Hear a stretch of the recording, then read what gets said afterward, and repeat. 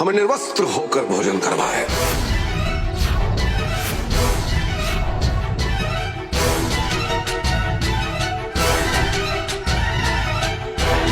अब आप बताइए देवी, आप हमें कैसे भोजन कराएंगी? यदि अब भी आप चाहें तो हमें भोजन ना कराने के लिए स्वतंत्र है।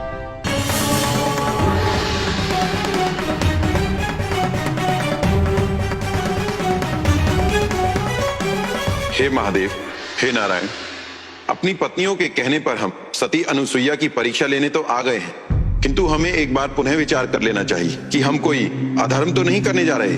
ब्रह्मदेव, इस परीक्षा के माध्यम से हम संसार की सबसे पवित्र स्त्री सती अनुसुईया के दर्शन का सौभाग्य प्राप्त हो रहा है। इससे बड़ा धर्म और क्या हो सकता है ब्रह्मदेव?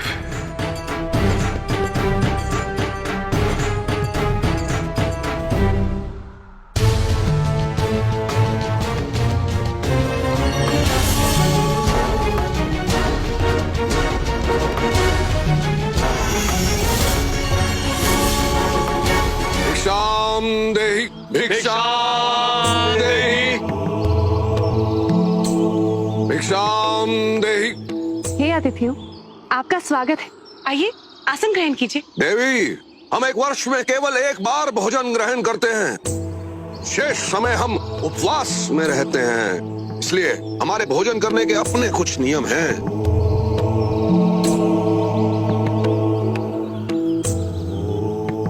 अतिथि देवो भव। अतिथि तो देवों के समान होते हैं, इसलिए आप निश्चिंत रहिए। आपके नियम और विधान के साथ ही मैं आपको भोजन कराऊंगी। एक बार और सोच लीजिए देवी, क्योंकि हमारे नियमों का पालन करना सबके लिए संभव नहीं है। और अनुसुईया के द्वार से कोई भूखा चला जाए, यह असंभव है। तो ठीक है देवी, इससे पहले कि हम आसन ग्रहण करें, आपको हमें एक वचन देना होगा कि आप हमें भोजन हमारे नियमों के अनुसार ही कराएंगी।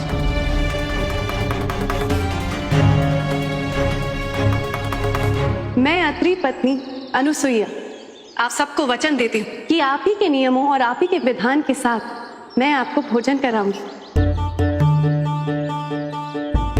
आइए स्थान ग्रहण कीजिए। आओ प्रभु।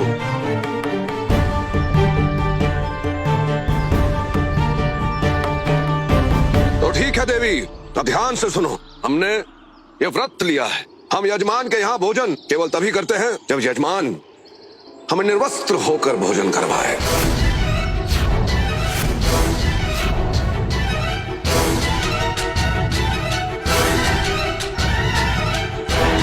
अब आप बताइए देवी, आप हमें कैसे भोजन कराएंगी? यदि अब भी आप चाहें तो हमें भोजन ना कराने के लिए स्वतंत्र है। आप अपने अतिथि धर्म का त्याग कर सकती हैं।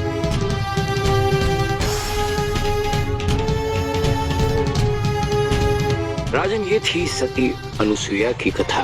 वो अनुसुईया जिसने अपने पति को परमेश्वर का रूप दिया, वो अनुसुईया जिसने 100 वर्षों तक एक स्थान पर खड़े रहकर अपने पति के लौटने की प्रतीक्षा की, वो अनुसुईया जिसने अपने पतिव्रता धर्म से देवी सरस्वती, लक्ष्मी, पार्वती को भी जीत लिया। उन्हीं सती अनुसुईया के सतीत्व की आज सबसे बड़ी परीक्षा है। तो बोलो राजन, कैसे करेगी सती अनुसुईया अपने पतिव्रता धर्म का पालन? कैसे कराएंगे निर्वस्त्र होकर त्रिदेवों को भोजन, जिससे उनका सतीत्व भी खंडित ना हो और अतिथि धर्म का पालन भी हो? जानता हो राजन, बहुत बड़ी दुविधा है तुम्हारे सम्मुख। यदि जानते हुए भी तुमने मेरे प्रश्न का उत्तर नहीं दिया तो मैं तुम्हारे सिर के टुकड़े टुकड़े कर दूंगा। इसलिए बोलो राजन, बोलो, उत्तर दो। क्या करेंगी सती अनुसुईया? क्या वो कराएंगी त्रिदेवों को भोजन, या अपने सतीत्व के लिए पीछे हट जाएंगी अपने अतिथि धर्म से? बोलो विक्रम, बोलो, बोलो विक्रम, बोलो।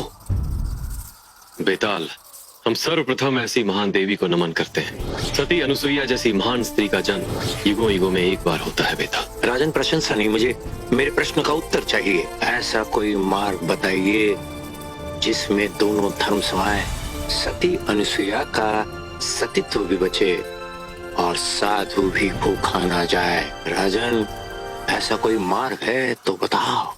एक मार्ग है बेटा, और वो मार्ग है ममता का, वात्सल्य का।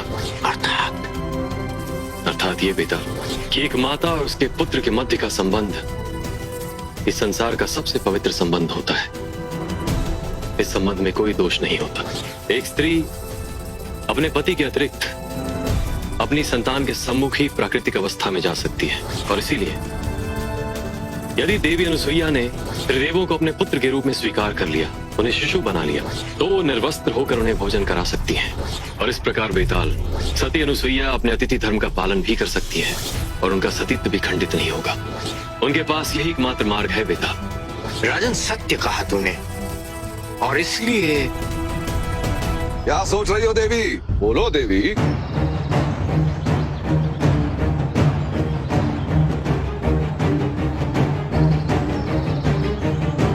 तो क्या सोचा देवी? हे आतिथ्य, मुझे आपका आतिथ्य स्वीकार है, किंतु एक स्त्री अपने प्राकृतिक रूप में केवल अपने पति के सम्मुख जा सकती है, या फिर अपने पुत्र के सम्मुख। इसीलिए आप सबको मेरा पुत्र बनना होगा।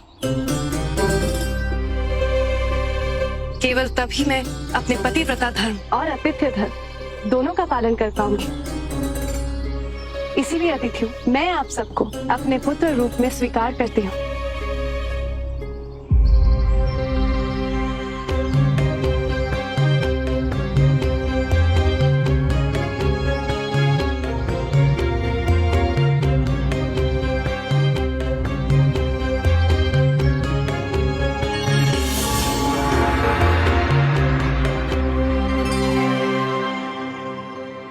मैं जानती हूँ कि आप सबने 1 वर्ष से कुछ नहीं खाया है।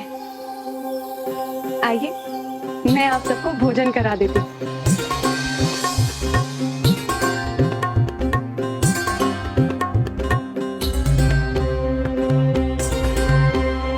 राजन, ये सती अनुसुईया का सतीत्व था, उनके पतिव्रत धर्म की शक्ति थी कि स्वयं त्रिदेवों को उनका पुत्र बनना पड़ा, और तब त्रिदेवियों को अपनी भूल का आभास हुआ और उन्होंने न तो केवल सती अनुसुईया की महिमा को स्वीकार किया, अपितु उनसे क्षमा भी मांगी। सती अनुसुईया, अहंकारवश में हमने तुम्हारी परीक्षा ली, हमें क्षमा कर दीजिए देवी।